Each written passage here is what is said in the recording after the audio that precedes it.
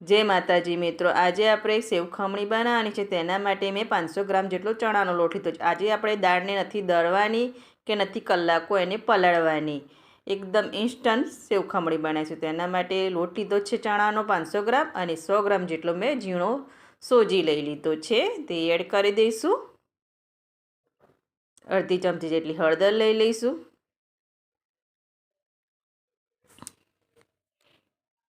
સ્વાદ અનુસાર મીઠું લઈ લઈશું. અને આપણે દહીં નથી લેવાનું, તેના માટે આપણે લઈશું લીંબુના ફૂલ લઈ લઈશું. અડધી ચમચી જેટલા લીંબુના ફૂલ, જેથી આપણા ખમણ એકદમ ખટ્ટા બને. બધું પહેલાં મિક્સ કરી લઈશું. મિક્સ કરી લીધું છે. આ રીતે પહેલાં મસાલા મિક્સ કરી લેવાના છે. હવે એક વાટકી નાની મેં આદું, લસણ અને લીલા મરચાંને ખાંડિયામાં ખાંડી લીધા છે. 1 થી 2 ચમચી જેટલા છે, તે એડ કરી દઈશું.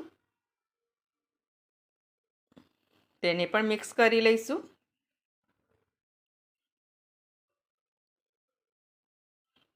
મિક્સ કરી લીધું છે. હવે થોડું થોડું પાણી એડ કરીને આપણે બેટર બનાવી દઈશું.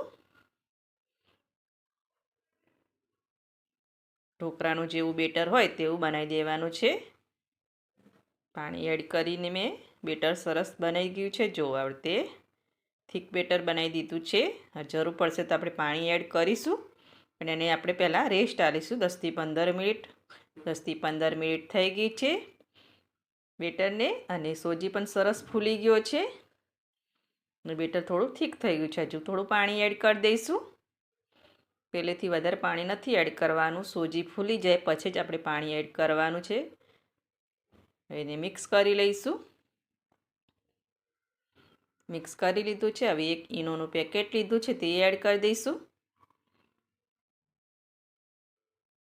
અને 1 ચમચી જેટલું આપણે પાણી એડ કરીશું ઈનો પર.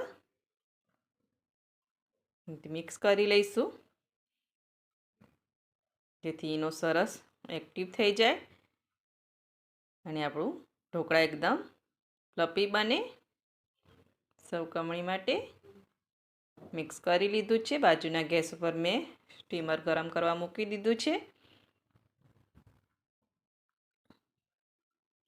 મિક્સ કરી લીધું છે અને થાળીને મેં તેલથી ગ્રીસ કરી લીધું છે. હવે બેટર આપણે એની અંદર એડ કરી દઈશું અને ઢાંકીને 20 મિનિટ માટે એને બફવા મૂકી દીધું છે. બસ 20 મિનિટ થઈ ગઈ છે. આપણે ચેક કરી લઈશું. આ રીતે ચપ્પુ એડ કરીને ચેક કરી લેવાનું. લઈ લીધું છે. સરસ ક્લીન નીકળ્યું છે. હવે એને એકદમ ઠંડુ થવા દઈશું.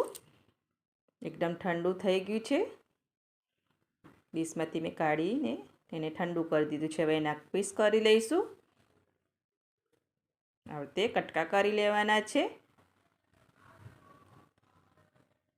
અને ખમણી પાડવાની છે. આપણે એટલે એક મોટો બાઉલ લઈ લઈશું અને મેં ચાયણાનો લીધો છે.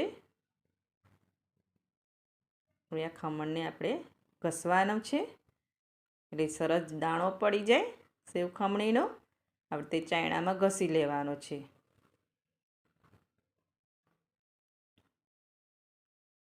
એકદમ ઠંડુ થાય પછી જ આ પ્રોસેસ કરવાની છે, ગરમમાં નહીં કરવાની. એકદમ ઠંડુ થઈ જાય પછી જ.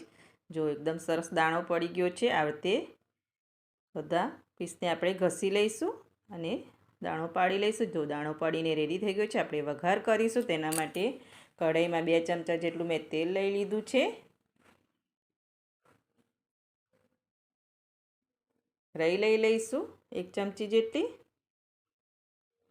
રાઈને તતડવા દઈશું. રાઈ તતળી ગઈ છે. 1 થી 2 લીલા મરચાં લીધા છે, હિંગ લઈ લઈશું અને લીલા મરચાં ઝીણા ઝીણા કટ કરી લીધા છે, તે એડ કરી દઈશું. ગેસની આંચ મીડિયમ કરી દઈશું અને 1 ગ્લાસ જેટલું આપણે પાણી લઈ લઈશું.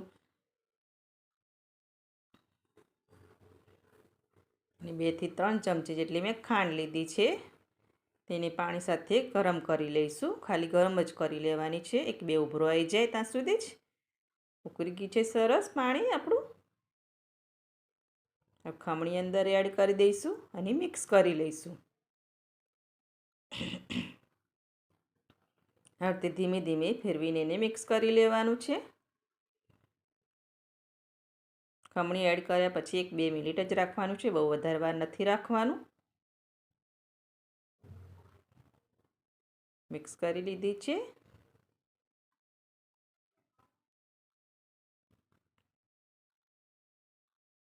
મિક્સ થઈ ગયું છે સરસ. હવે એને આપણે ગેસની આંચ બંધ કરી દઈશું અને બહાર લઈ લઈશું. સર્વિંગ પ્લેટ પર લઈ લીધી છે સેવ ખમણી અને ઝીણી સેવથી આપણે એને સર્વ કરીશું.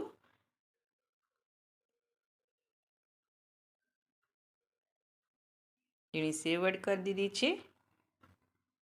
જોઈતા પ્રમાણમાં એડ કરવાની અને દાડમના દાણા લઈ લઈશું. દાણાના દાણાથી એને ગાર્નિશિંગ કરીશું. બનીને રેડી થઈ ગઈ છે એકદમ ઇન્સ્ટન્ટ સેવ ખમણી. અને તમે ગ્રીન ચટણી સાથે પણ ખાઈ શકો છો અને એમને પણ ચા સાથે પણ બહુ સરસ લાગે છે. તમે એકવાર જરૂરથી બનાવજો. અને જો તમને મારી આ ઇન્સ્ટન્ટ સેવ ખમણીની રેસીપી ગમતી હોય તો મારા વિડીયોને લાઇક કરજો, સબસ્ક્રાઈબ કરજો અને બેલ આઇકન જરૂરથી દબાવજો. એકદમ ટેસ્ટી એવી ઇન્સ્ટન્ટ સેવ ખમણી બનીને રેડી છે.